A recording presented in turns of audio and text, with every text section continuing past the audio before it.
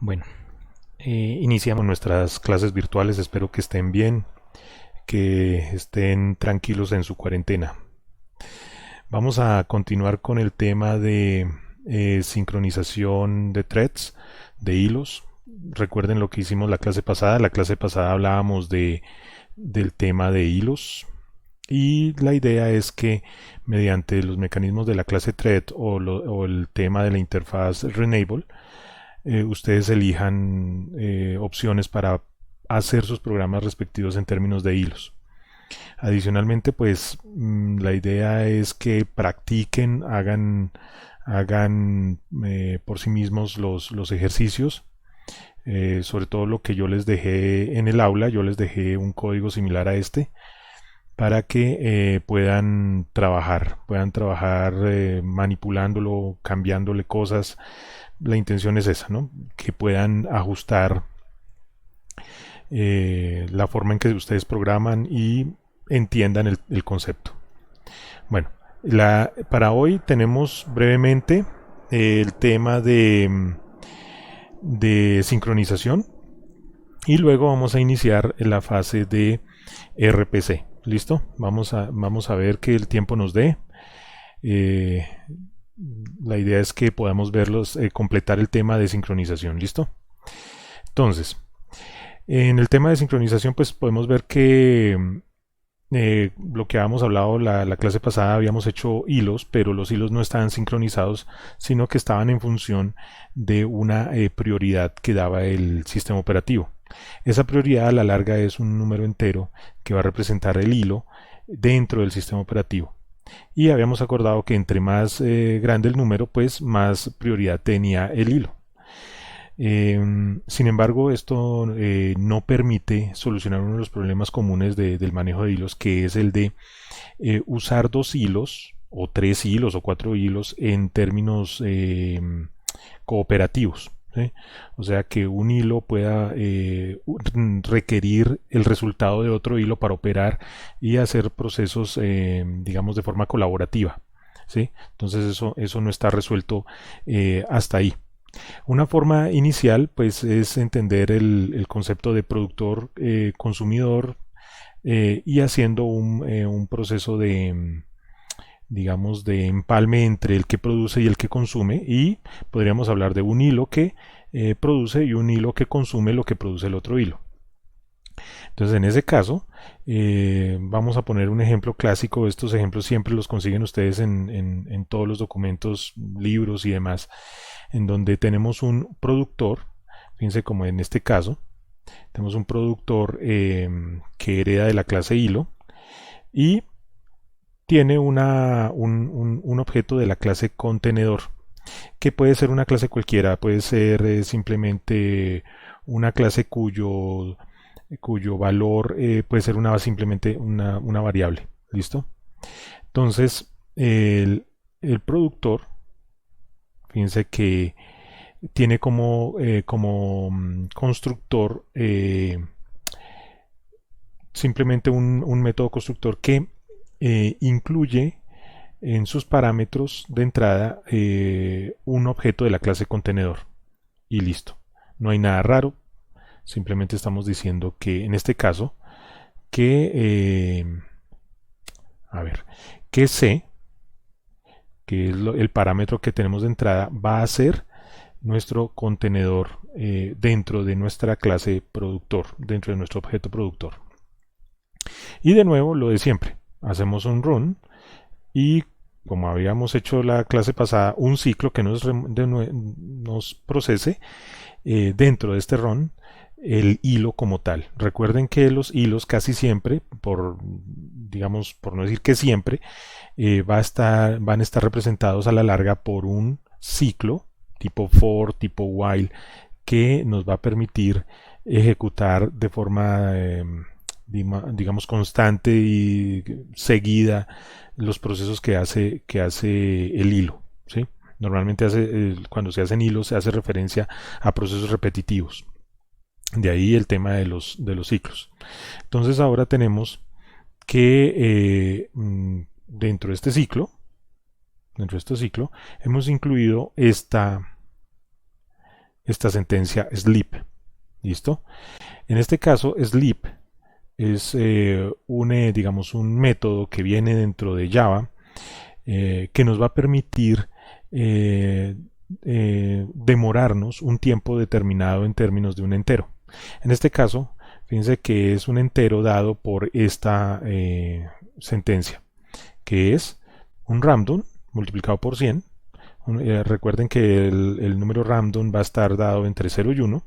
Entonces al multiplicar por 100 pues nos va a dar un valor superior a 10 segundos.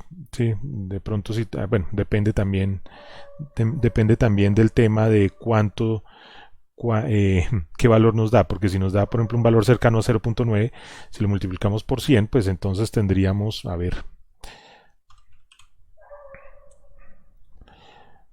por ejemplo acá, si yo tengo 0.9 que nos haya dado el resultado y lo multiplicamos por 100, nos va a dar un valor de 90. ¿Listo? Entonces aquí estaríamos hablando de 90 como valor, digamos, de entero. Lo volveríamos entero. Recuerden que esta nota que está aquí, estos entre paréntesis, estamos hablando de un casting. ¿Listo? Estamos hablando de un casting, que eso representa es la conversión del resultado que aquí me puede dar de forma decimal, la convertimos a entero y luego se lo pasamos a sleep. Sleep va a dar valores, digamos, va a tomar valores de orden de milisegundos. Entonces, por ejemplo, si tenemos, a ver, pero probamos acá, mientras que el perrito ladra. Recuerden acá lo de siempre, simplemente preguntamos, acá está por ejemplo, recuerden que sleep, fíjense que va a recibir los valores en milisegundos como les decía, y entonces simplemente va a operar, por ejemplo en este caso, sleep 1000 milisegundos. ¿Sí? Entonces eso es lo que va a hacer ese sleep acá. Va a coger el valor que nos dé, esto, y lo va a representar en términos de milisegundos, que es lo que va a dormir el hilo por un instante. Es decir, pensemos por un instante que esto nos da 10 segundos. Si nos da 10 segundos, el hilo se va a detener 10 segundos, ¿sí? Después de que hizo este registro. Fíjense que cuando usa put, quiere decir que contenedor estará haciendo referencia a un arreglo. ¿Listo? Puede ser un arreglo de cualquier tipo, dependiendo de lo que se haya usado, un hash map o un array list, lo que haya sido. No nos interesa por ahora, lo que nos interesa es que el contenedor ha almacenado el valor entero del ciclo, en este caso 0, 1, 2, 3, 4, lo que haya sido.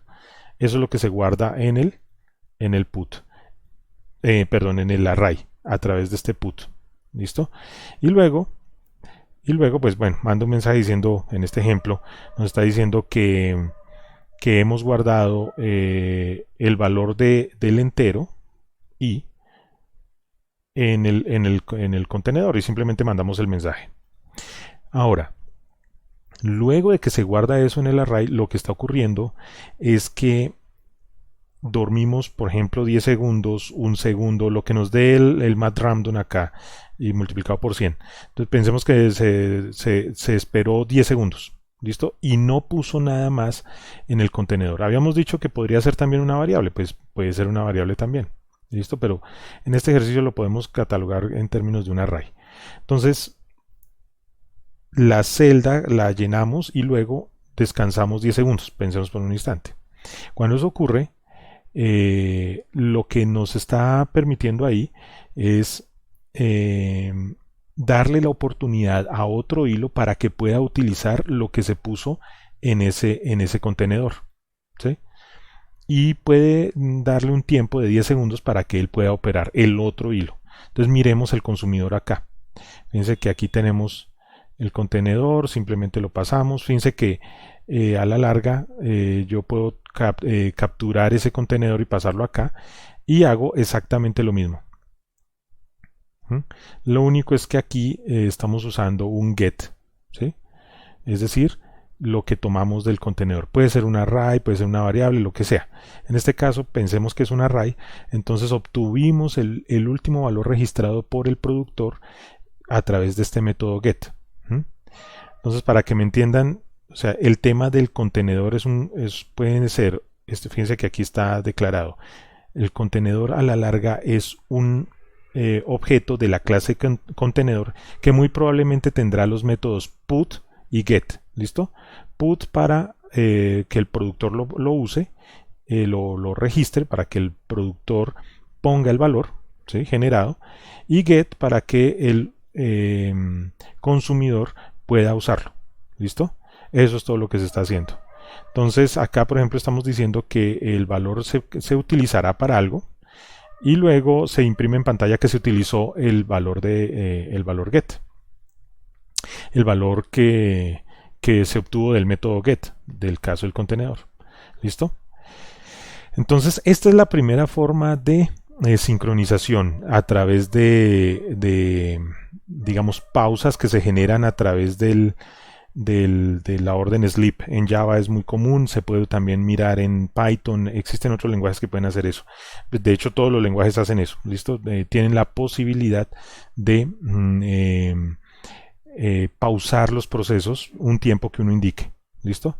Y aquí estamos aprovechando esa pausa para que otro hilo pueda usar y consumir lo que se guardó en ese contenedor, en este caso, en este objeto contenedor que tiene dos métodos, el put y el get. ¿Listo? Entonces este contenedor va a permitir guardar e utilizar lo que se guarde ahí en ese contenedor. ¿Listo? Yo les dejaré esto también en el aula, así como hemos hecho, les dejo los ejemplos en el aula para que vayan mirando. Fíjense que a la larga, tanto productor, ¿sí? Fíjense que thread como consumidor, también está extendiendo de thread, son similares, solo que uno utiliza un método del contenedor y otro, que en este caso usa put, y el otro simplemente está usando el get. ¿Sí? Entonces a la larga son igualitos. ¿Listo? ¿Cómo se ejecutan? Fíjense que aquí hemos hecho este productor hasta acá es simplemente un hilo, o sea, podría establecerse como uno o varios hilos a través de este método run y simplemente tiene este procedimiento con este ciclo hasta 10, o sea que va a ser un hilo que va a recorrer, va a ser 10 veces una iteración de un proceso de guardar algo y luego imprimir en pantalla o presentar en pantalla que se hizo ese algo. En este caso, ese algo corresponde a guardar en una variable el valor de i y luego imprime en pantalla que eso se hizo. Entonces, en el consumidor, pues exactamente lo mismo. Va a decir que va a usar, ¿sí? Y que presente en pantalla que se usó, que se consumió. Fíjense que también es un for que está dentro del método run. Es decir, que los dos pueden pueden tener comportamiento de hilo. Ahora, ¿cómo se ejecutan los dos y que surja la sincronía? Pues de pronto con otra clase que se llame así, productor consumidor test, que es el ejemplo que ponen acá, en donde tendríamos que básicamente una prueba donde tenemos un contenedor, ¿sí? Y fíjese que el contenedor pues es una variable que contiene o que es una instancia de la clase contenedor. La vamos a llamar C en este ejemplo, como está allá arriba, ¿cómo la pusimos? C también, miren. Pues la pasamos a contenedor.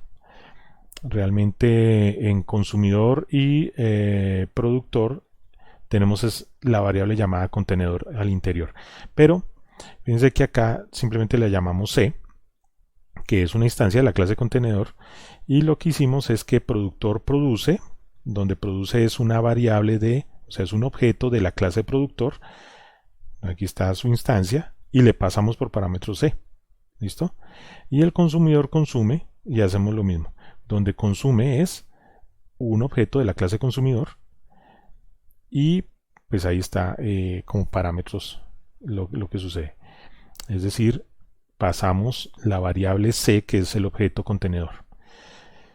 En este caso, pues lo que va a ocurrir es que como los dos están utilizando la misma variable, entonces cuando se empieza los dos hilos, lo que va a ocurrir es que el hilo de producir va a guardar algo en C y simplemente va a esperar, por ejemplo, en el caso que habíamos hablado, 10 segundos, mientras que el otro hilo corre, ¿sí? Y hace su consumo, ¿sí? Fíjense que en el consumidor, donde está el consumidor acá, eh, simplemente cuando el valor lo tiene, el valor donde va a guardar las cosas, donde va a operar el resultado de obtener el valor del contenedor, él no está teniendo en cuenta un sleep. En cambio, este productor sí. Este sleep está forzando, como está desde el productor, está forzando es que se garantice sí o sí que el productor guarde algo en contenedor, ¿sí?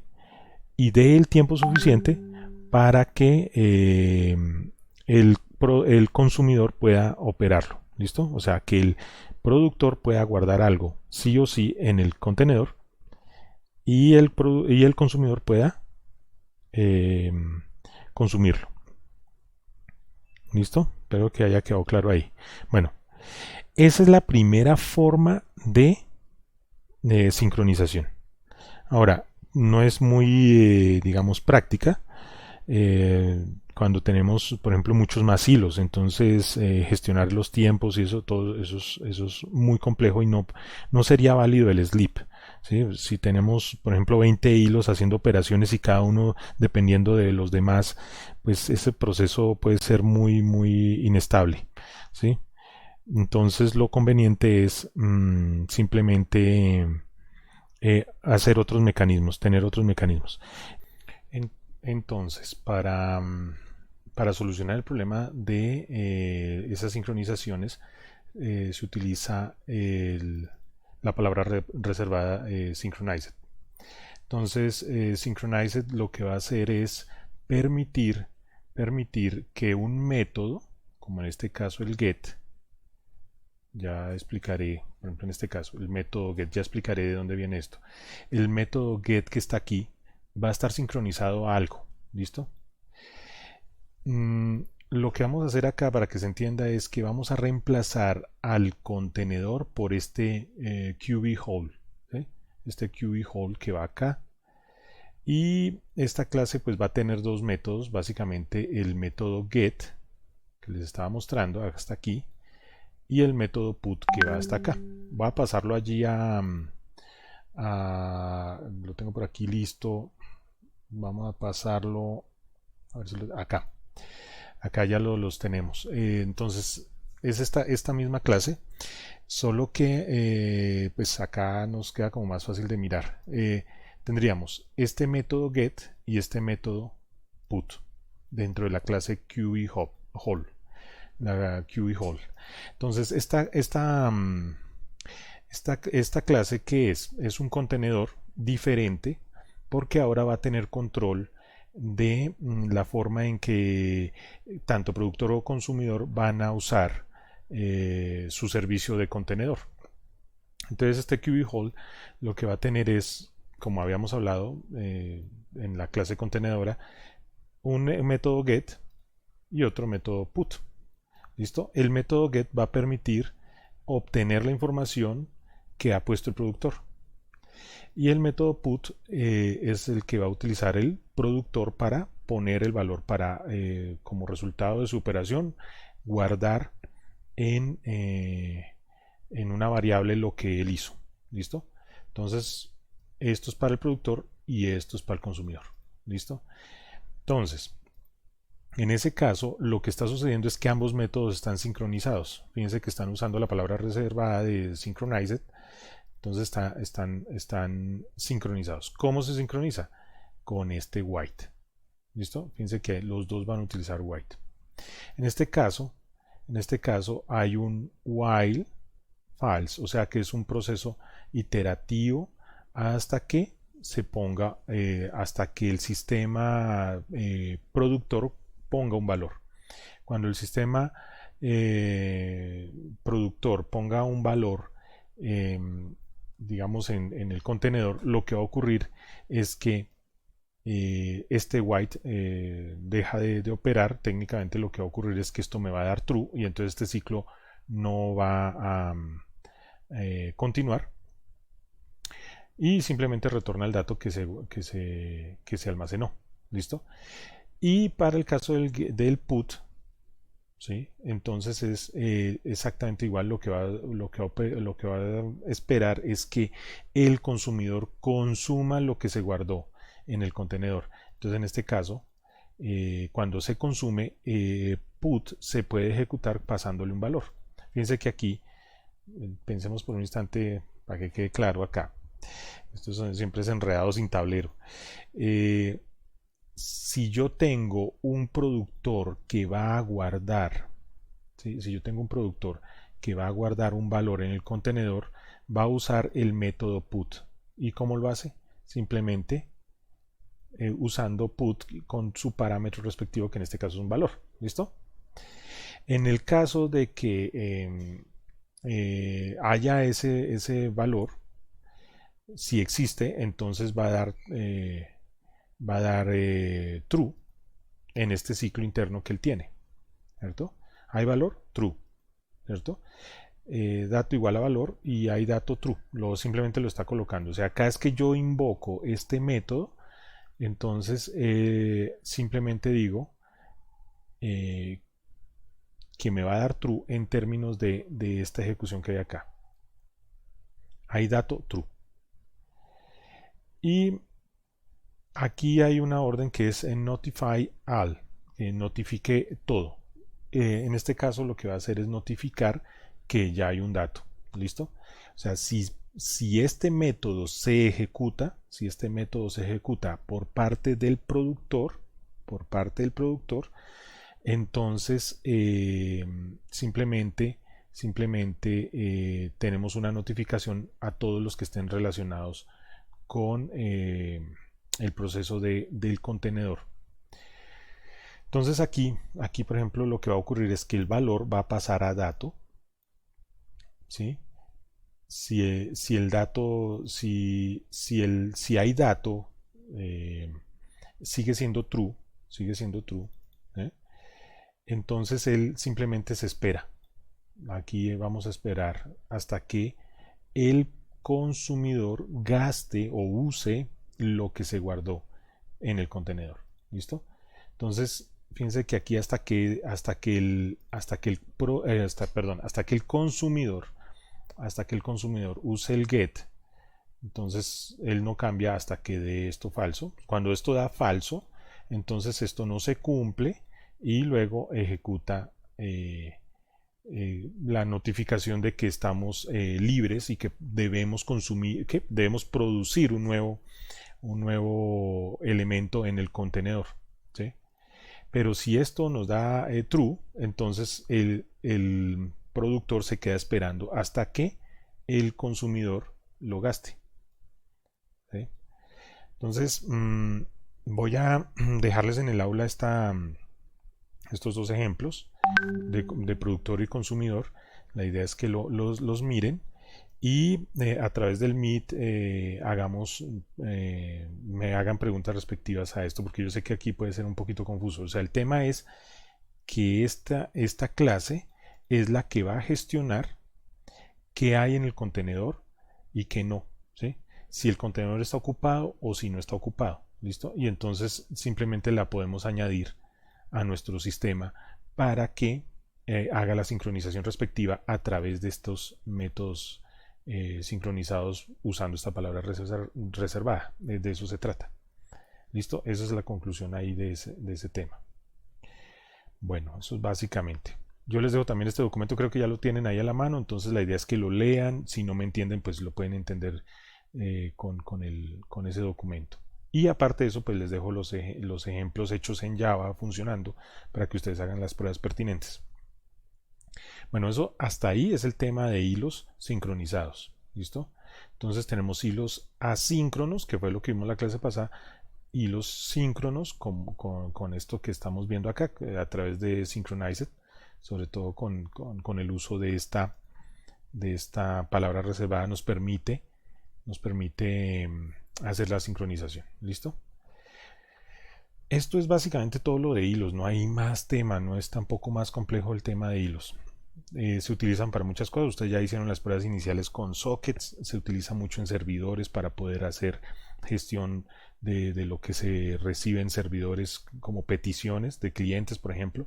Se utiliza mucho en procesos de operación sincronizada en términos de, digamos, de procesos continuos, concurrentes, ese tipo de cosas.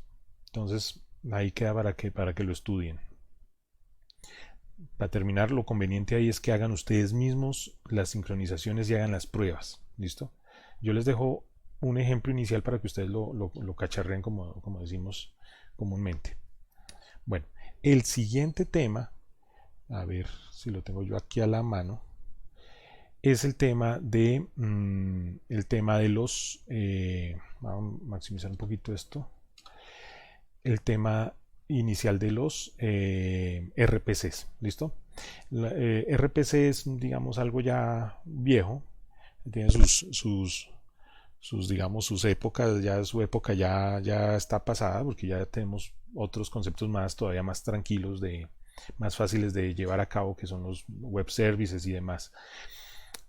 Todo el tema de microservicios, por ejemplo. Pero al inicio se utilizó mucho esto. Entonces recuerden, por ejemplo, lo que veíamos como arquitectura cliente-servidor, el modelo de arquitectura cliente-servidor. Esto ya lo vimos. De hecho, el primer corte fue básicamente eso. Luego viene el tema de los procesos de llamada de procedimiento remoto, ¿sí? Los procedimientos remotos, que no son otra cosa que la invocación de funciones que están del lado del servidor por parte del cliente.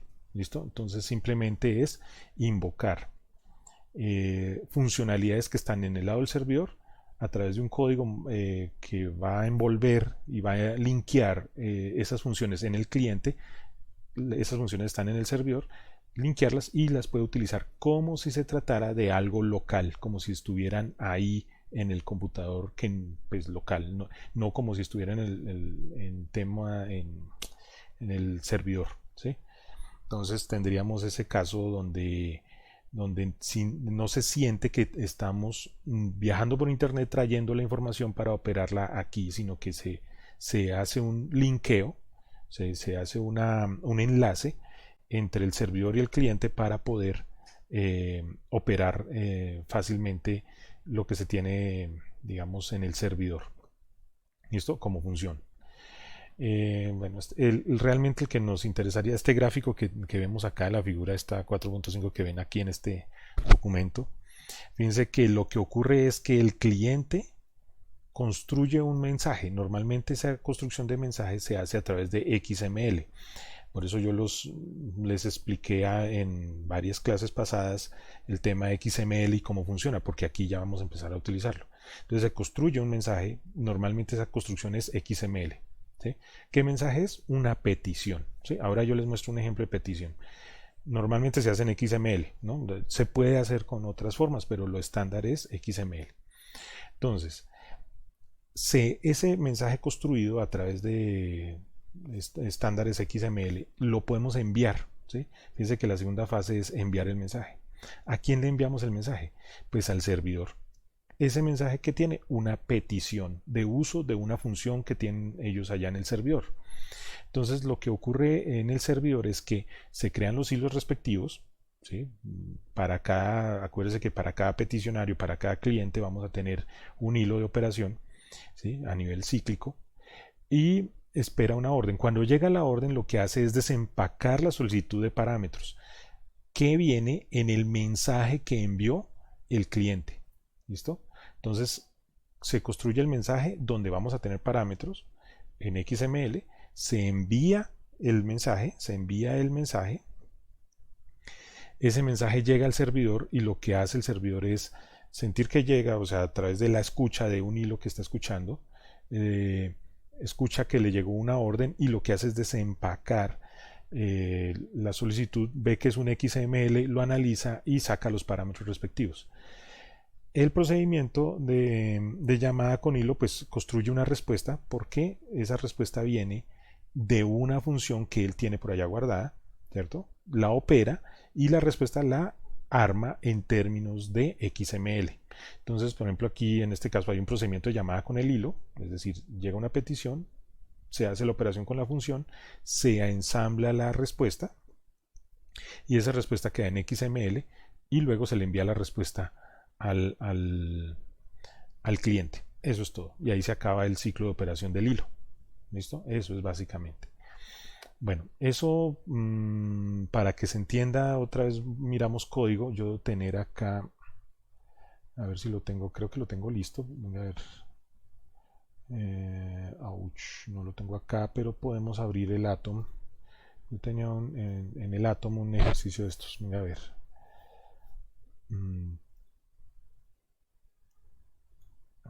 A ver, sí, aquí lo tengo. Entonces, fíjense que tenemos, vamos a mirar un cliente, en Java antiguo. Fíjense que esto ya no va a ser fácil de instalar en las nuevas versiones de Java. Esto se los muestro es como más porque conozcan cómo es que se hacía en un inicio las cosas. Entonces, simplemente estábamos usando en esas épocas el XML RPC, que era de las librerías que se usaban de Apache. Fíjense que no es nativo de Java, sino que se utilizan otras librerías alternas, en este caso las de Apache. ¿Listo? Y por supuesto la útil, que esa sí es de Java tradicional del JDK. Entonces, ¿qué ocurre acá? Que tenemos una clase cliente, como hemos hecho con los sockets, muy parecido. Solo que acá las cosas, si se fijan, son mucho más sencillas porque estamos usando esta metodología de invocación de funciones del servidor y se nos dificulta más el tema de la construcción de la petición, ¿sí?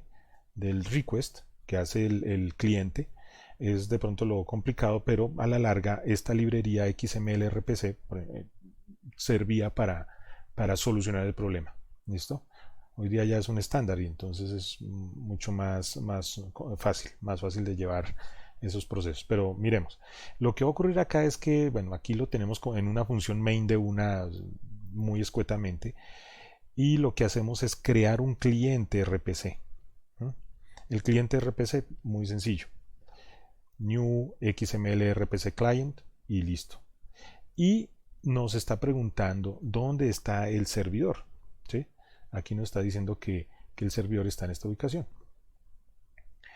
Y esta es una variable, de hecho esto es muy viejo porque vector ya casi no es que se use, ya es algo obsoleto. Entonces, pero existe, piensen que es como un array, listo, es un array y simplemente vamos a guardar los parámetros en un array, punto. Esta otra cosa también es muy vieja, esto es un objeto integer. ¿Sí? En palabras más, palabras menos es como la versión de string, ¿sí? Pero para enteros. O sea que palabras más, palabras menos, esto es un entero. ¿Sí? En las versiones nuevas de Java esto lo veremos como enteros. ¿Sí? Esto ya es muy viejo. Pero bueno, pero nos sirve para el ejemplo. La idea es ¿cuál?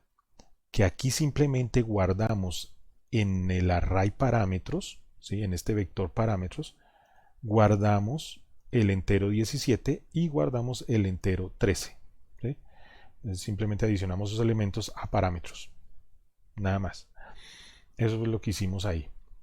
El tema es que este cliente va a enviar los parámetros, los va a enviar al servidor. ¿Listo? Los va a enviar al servidor. En el servidor va a existir esta operación suma y va a pasarle los parámetros para que lo sume. Eso es todo lo que hay. Este es el nombre. Fíjense que esto ya se parece muy, si los que ya conozcan web services, se parece mucho al tema de web services. Fíjense que este es el nombre de la operación que tiene el servidor para operar. y estos son los parámetros que le vamos a pasar como si fueran un array.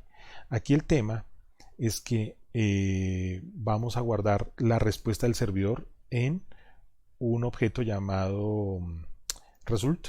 Result es un objeto al cual podemos manipular después. ¿Listo?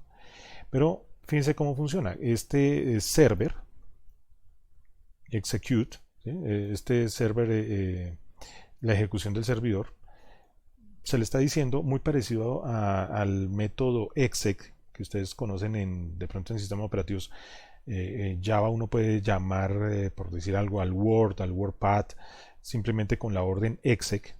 Aquí se usa execute, ¿sí?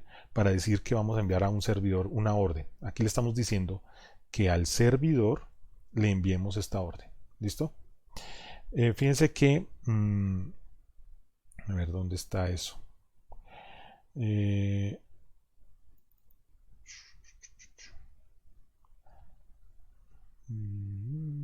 Ahorita miramos el tema del servidor. A ver.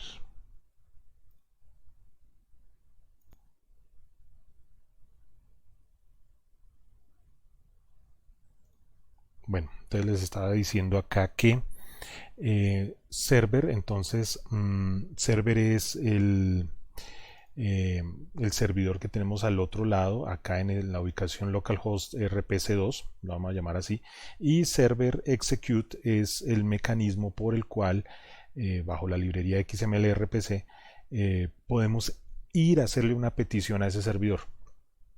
¿Listo? El resultado pues lo guardamos en result, que es un object, y ya. Ahora, ¿qué ocurre ahí? Que simplemente el resultado, ¿sí? Fíjense que aquí lo que hacemos es un cast. Esto es muy a la vieja guardia.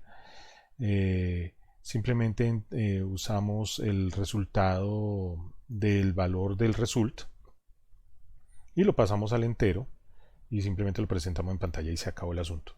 Es decir, esto lo que hace es convertir el resultado que nos han dado desde el servidor a enteros para que nos funcione como enteros, porque pues se usa object porque puede ser cualquier cosa, puede ser un entero, un string, cualquier cosa, puede ser otro objeto, y entonces tenemos que revisar para qué es que lo vamos a usar. En este caso lo que estamos diciendo aquí es que cogemos al result, lo vamos a entender como un entero y le pedimos el valor, ¿sí? Y eso lo guardamos en una variable sum llamada sum, que es de tipo entero, y ahora lo imprimimos en pantalla y se acabó el asunto. Eso es todo lo que está haciendo el cliente.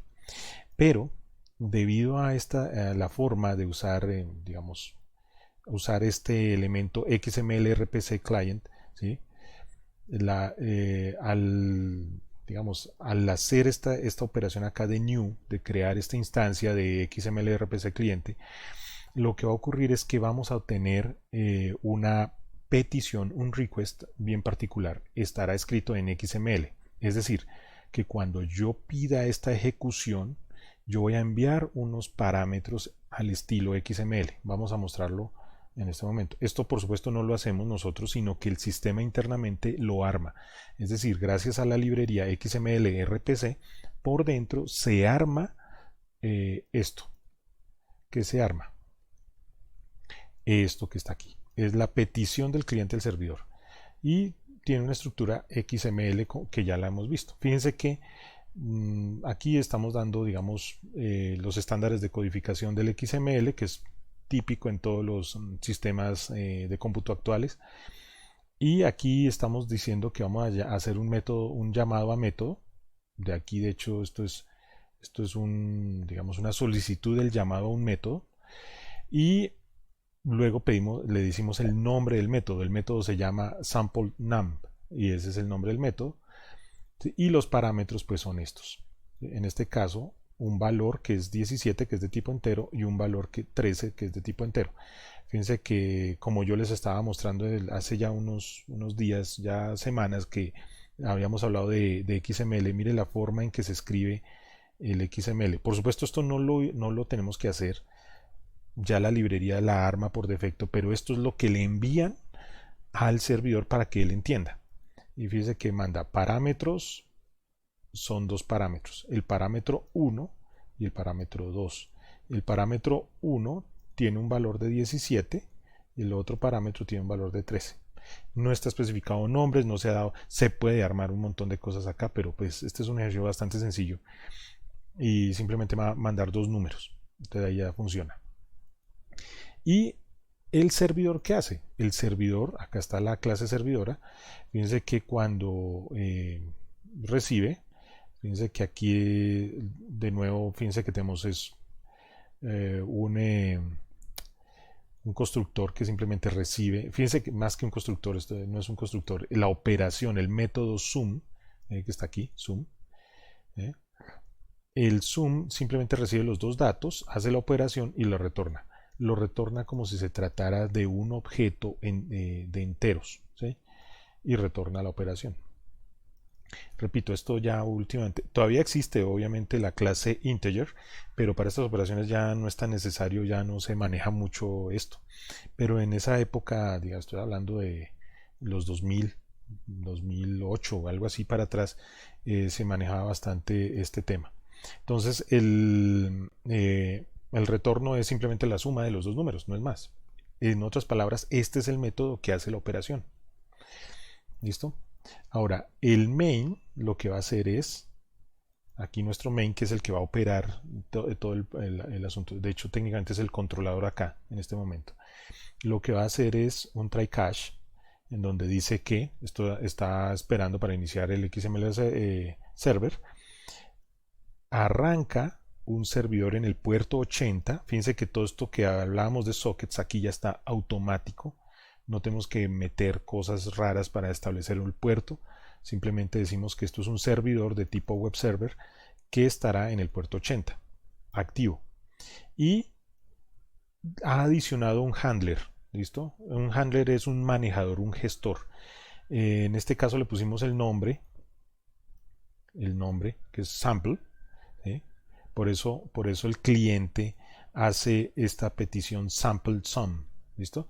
Este nombre hace referencia al handler, es decir, al manejador de operaciones interna ya del servidor.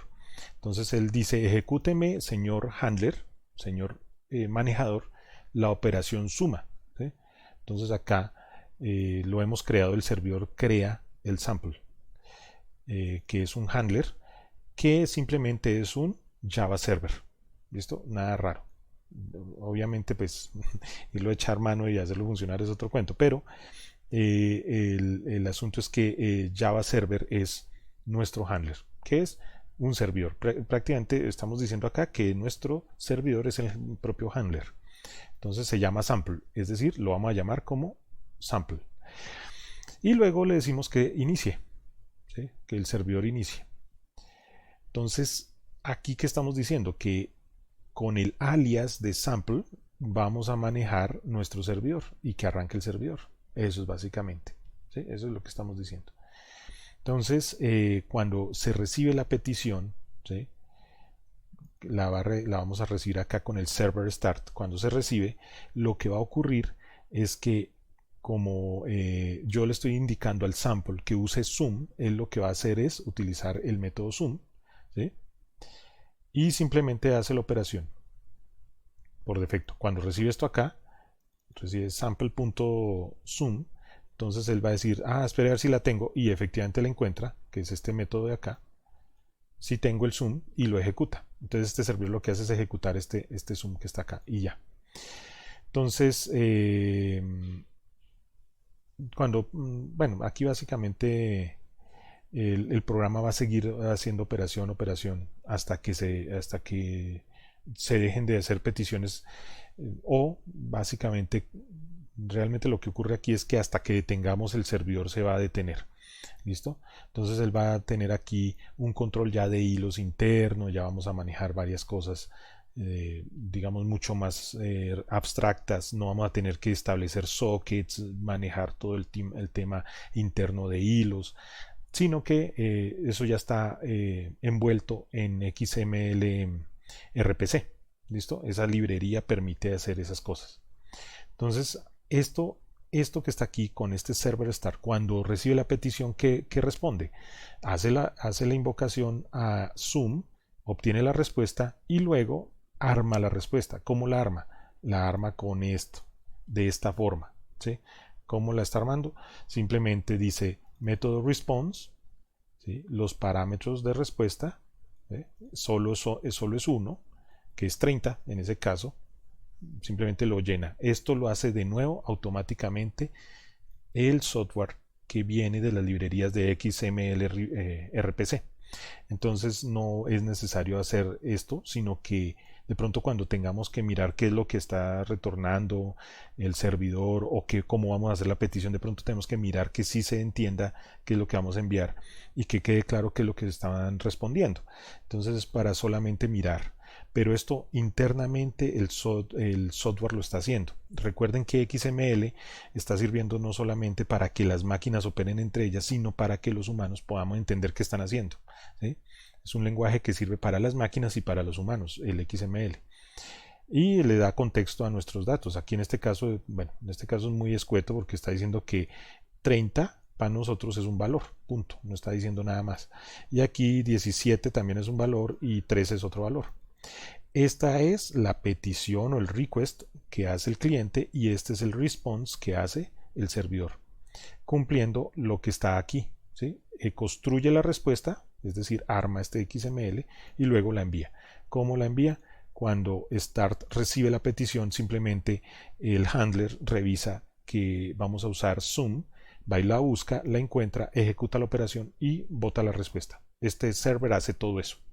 Entonces, al responder, el cliente pues recibe la petición y listo, aquí él recibe, más que la petición, recibe la respuesta a la petición aquí y la guarda en result y podemos operar result de cualquier forma.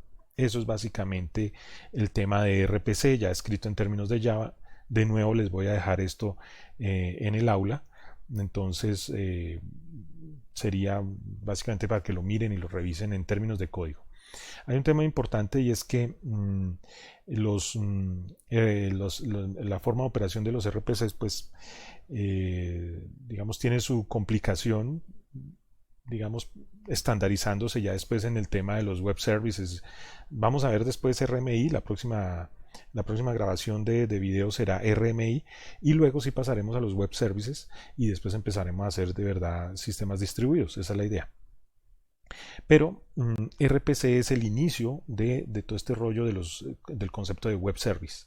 Entonces, si ustedes lo notaron, pues el ejercicio muestra que ya estamos enviando y recibiendo datos en términos de XML y que ya estamos llamando en términos de clientes y servidores a nuestros, digamos, operadores de trabajo de comunicación, ¿no?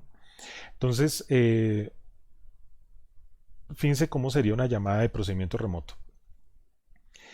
El procedimiento cliente llama al resguardo del cliente de la manera usual, que es resguardo hace referencia, bueno, aquí está este dibujo, hace referencia a todo aquello que empaca o prepara los resultados o desempaca o prepara los resultados, ¿sí? Por decir algo, si yo hago un request, entonces tengo que empacar y enviar, ¿sí?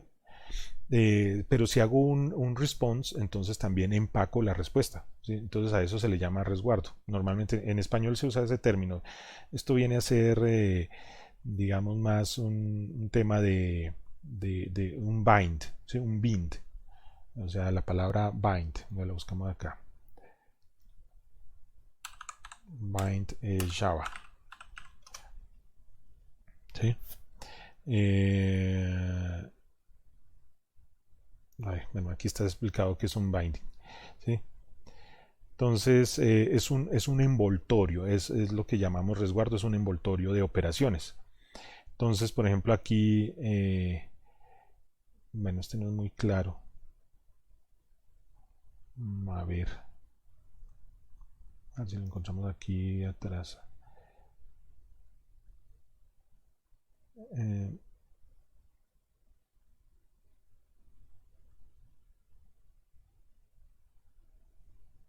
fíjense que acá tenemos un método botón, ¿sí?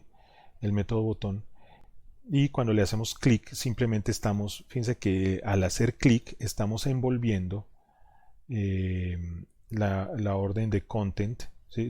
Pues la variable content, la estamos utilizando. Entonces, bueno, esto es JavaScript, ¿no? Esto ya sería un tema diferente, pero digamos a nivel de código.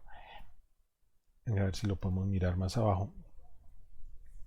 Mm, mm, mm. Sí, la idea es envolver mediante elementos, bueno, pero eso lo podemos omitir, no nos compliquemos. En general lo que va a suceder, a ver aquí, ¿esto qué es?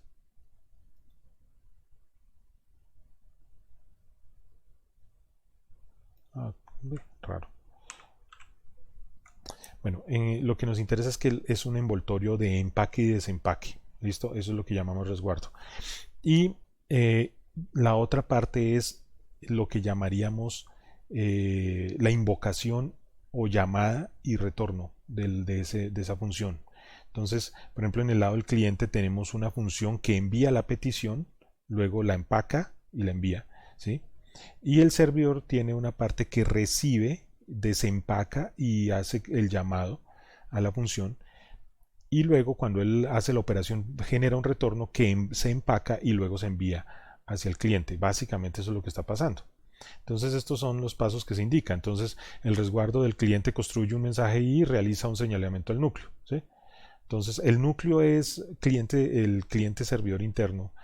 eh, para nuestros fines de trabajo ahí en el curso, estaremos hablando del nodo, ¿listo?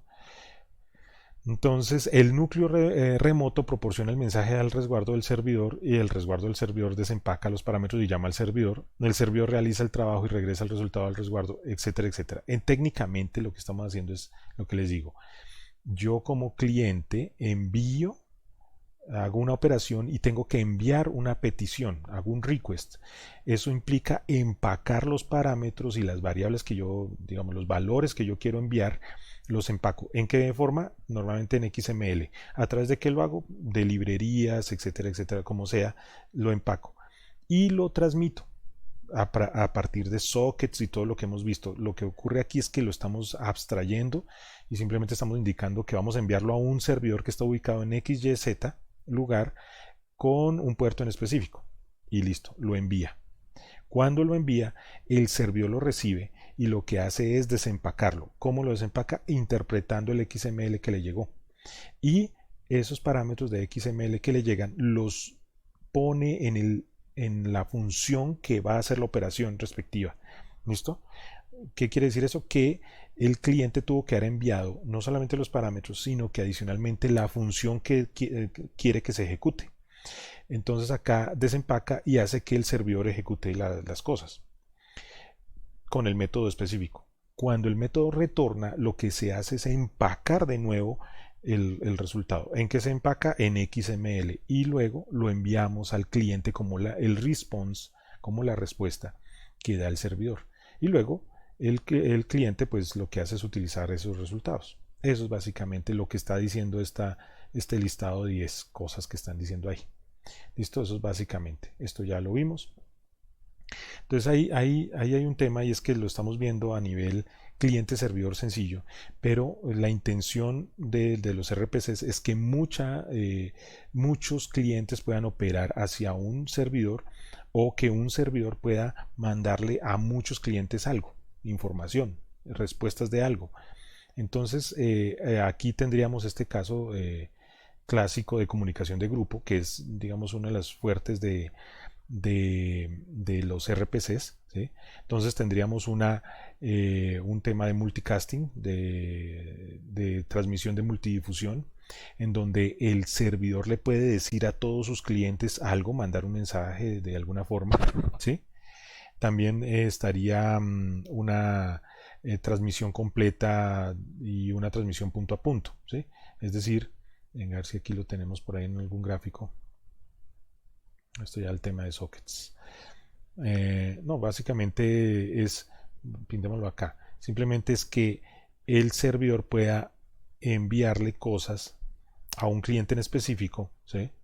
Con una transmisión completa en términos de TCP. Por ejemplo, hacer una transmisión punto a punto con otro cliente en donde pueda hacer comunicaciones request response cada vez que sea necesario, ¿sí? Existen muchas formas, por ejemplo, los grupos cerrados, que son en procesamiento paralelo. Por ejemplo, un caso así como de este estilo donde hay grupo cerrado, no vamos a trabajar sino con estos 5 clientes, por decir algo, ¿eh? O al revés, pensemos por ejemplo que todos estos son servidores y este es un único cliente que va utilizando servidores para cada caso. Eso también puede pasar, ¿sí? Eh, Grupos abiertos, cuando se habla de servidores redundantes, pensemos por un instante que este es un CLIE, este señor es un servidor y este también es otro servidor, pero hace las funciones a veces de cliente para poder recibir información y guardarla. Por ejemplo, que él necesita redundancia de su información aquí por alguna razón, entonces podemos tener servidores redundantes y grupos de compañeros que permiten las decisiones que tomen de manera colectiva. Este es un tema bien interesante y eso lo veremos ya en peer-to-peer, y es que, digamos, aquí de acuerdo a las funcionalidades de cada nodo, ¿sí? De cada núcleo que tengamos acá, ¿sí? Que llaman acá en este documento núcleo, cada nodo, cada núcleo va a tener operaciones internas para toma de decisiones y entonces en conjunto toman una decisión de acuerdo a un algoritmo específico. ¿Mm?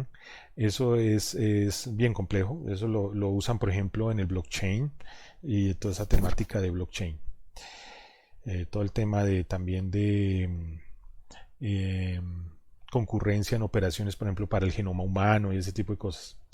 Ahorita que está tan de moda el tema de los análisis de datos del coronavirus, pues también ahí se utiliza esta toma de decisiones a través de equipos en forma colectiva, de grupos de computadores que van a trabajar en forma colectiva. También está el caso jerárquico, que es lo que normalmente hablaríamos con el tema de coordinador, ¿cierto? Lo que hemos hablado de los coordinadores y los orquestadores.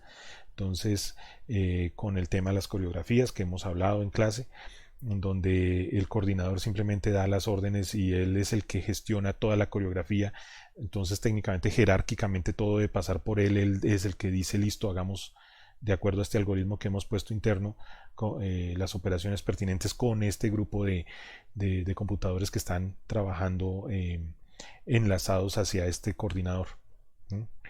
Entonces existen muchas otras formas, pero básicamente lo que quiero que vean es que a nivel de RPC se inició un montón de cosas adicionales en términos de trabajo de computadores en grupo que hacen que sea muy, muy, muy útil a la hora de desarrollar cualquier arquitectura, digamos, de tipo web, para hacer peticiones y respuestas desde varios servidores, pero también,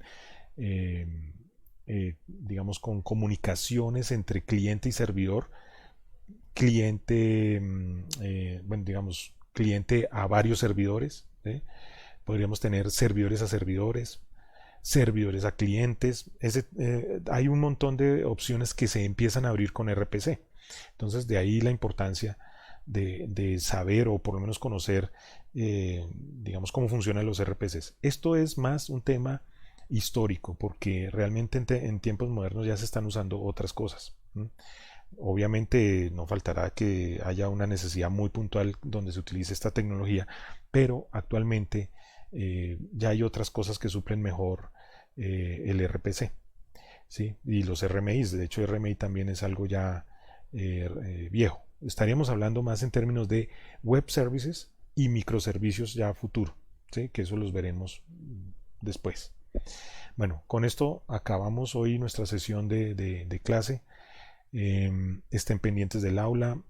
Voy a estar colocando un Meet Google, de estos de Google, a la hora de clase. Ahí yo los espero para que me hagan las preguntas, si tienen preguntas. las podemos responder en vivo. Yo voy a estar ahí a la hora de clase. Es decir, por ejemplo, hoy, digamos, lo que es hoy martes, estamos en los martes, sería de 8:30 a 10, horario común y corriente. Y mañana también nos veríamos en un Meet de Google. Yo les he enviado al aula, les he enviado, perdón, al aula no, por correo, ¿sí? Por correo de Gmail que ustedes tienen, la cuenta de Gmail institucional. Ahí tienen un link hacia el Meet que estoy convocando para la reunión, digamos como si fuera una clase, pero pues la idea es que podamos ahí resolver dudas de lo que se vio, por ejemplo, en el tema de hilos. ¿Sí?